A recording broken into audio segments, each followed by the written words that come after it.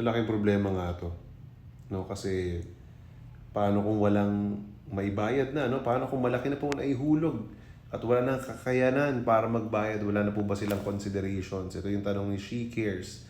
I think she commented dun sa isang video ko about MB Life. No, ito yung mga nagbebenta sa malls, kadamihan.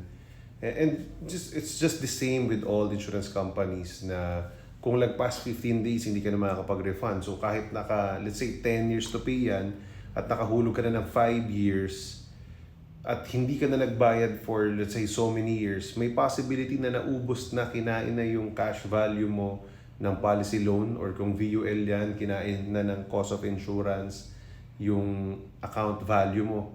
No, so wala po talaga tayong magagawa. Malaking problema talaga to kasi kasama yan sa contract eh. When you signed your insurance policy, kasama po sa contract, no, na yun, again, may free look period, first 15 days, you can file a refund, parang ibig sabihin nagbago isip mo. Beyond that, may mga non-forfeiture options, no? So ibig sabihin, hindi naman siya totally, pag hindi ka nakabayad ngayon yung due date mo, tanggal na kagad siya.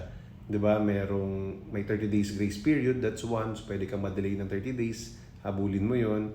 Kapag hindi na nakabayad, yun na nga, insured ka pa din, granting merong cash value, so maglo-loan doon, pambayad ng next premium mo. Pero magkakautang ka, may interest yun, or ganun pag whole life or traditional. Kapag VUL naman, kung may account value na, every month ka namang charge ng term insurance sa account value mo, ganun yung VUL, para siyang BTID, Buy Term Invest Difference. So unti-unti kinakain yun, insured ka pa rin hanggat meron kang account value. So that's part of the contract, that's part of your benefits. Sana lang syempre na-explain ng maigi. Pero yeah, pag pumasok ka sa isang ganitong klaseng contract, kailangan tapusin mo talaga yung payment terms, no? Ang alam kong MB Life, parang yung nakuha ko doon before, it's an endowment plan. Hulog ka ng 5 years, after 5 years, hintay ka ng another 5 years. Tapos ika-10th year, makukuha mo yung pera mo. Whatever the design of the product is. Alright?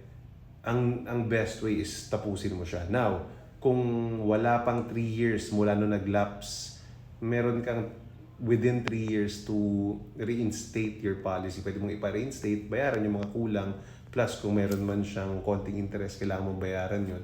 No, para magtuloy-tuloy pa rin yung mga benefits at mapakinabangan mo yung kinuha mo. Ako, I hope this helps.